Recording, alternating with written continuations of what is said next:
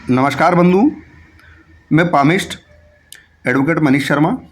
आज हम यह जो हस्तरेखा देख रहे हैं इसमें कुछ भाव देखेंगे। बड़ी अच्छी हथेली हमें आज देखने को मिली तो इस पर वीडियो बना रहे हैं, तो इसका विश्लेषण करते हैं। आप भी देखिए कि क्या चीज़ें आपके हस्तरेखा में है या नहीं है।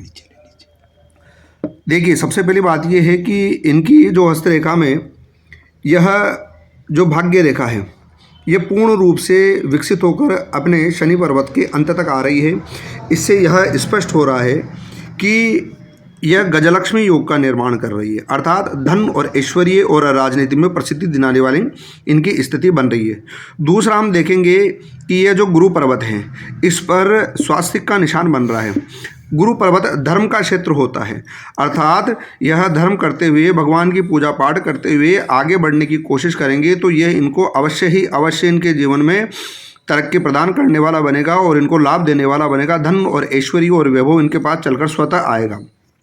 तीसरी स्थिति हम देखेंगे, यहाँ ये जो सूर्य पर्वत है, सूर्य पर्वत भी इनके पूरा अच्छा है और उभार लिए हुआ है और इस पर ये त्रिशूल का चिन्ह बना हुआ है।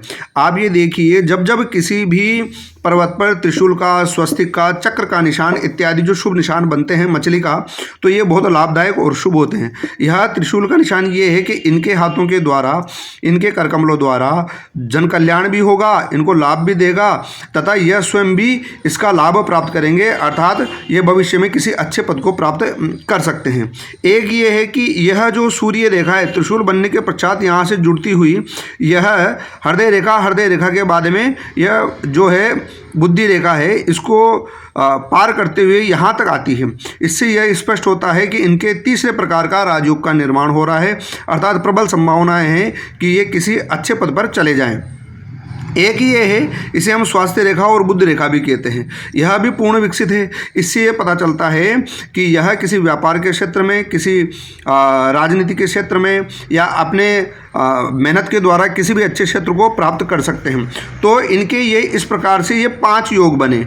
आपने देखा इस प्रकार से इनके ये 5 योग बने जो शुभ योग बन रहे हैं। अच्छा, मैं आपको एक छठा योग और बता रहा हूँ इनकी इसमें हथेली में। यहाँ आप लीजिए और ये देखिए, इनकी समस्त उंगलियों के पोरों पर चक्र के निशान बन रहे हैं, ठीक है ना। यहाँ आपको दिखाई दे रहे होंगे, सब चक्र के निशान बन रहे हैं। इससे यह सिद्ध होता है कि जिस जातक के अंगुलियों पर चक्र के निशान होते हैं वह जातक भविष्य में किसी न किसी बहुत उच्च कुल को या बहुत उच्च पद को प्राप्त करने की योग्यता अपने अंदर डेवलप कर लेता है। तो यहाँ हमने इनके हस्तरेखा में कम से कम 6-7 ऐसे योग देखे हैं जो योग इन्हें भविष्य में किसी अच्छे पद और प्रतिष्ठा को देने वाले बना रहे हैं। अब इनके लिए क्या जरूरी है? इनके लिए यह जरूरी है, उपाय ये है कि किसी प्रकार की बाधा उत्पन्न न हो और इनका जीवन सार्थक रूप से जो चीज़ें हमें यहाँ पर दिखाई दे रही है वो चीज़ें इन्हें प्राप्त हो। इसलिए से इन्हें सुंदरकांड का पाठ करना चाहिए, वो बहुत उपयोगी रहेगा इनके लिए।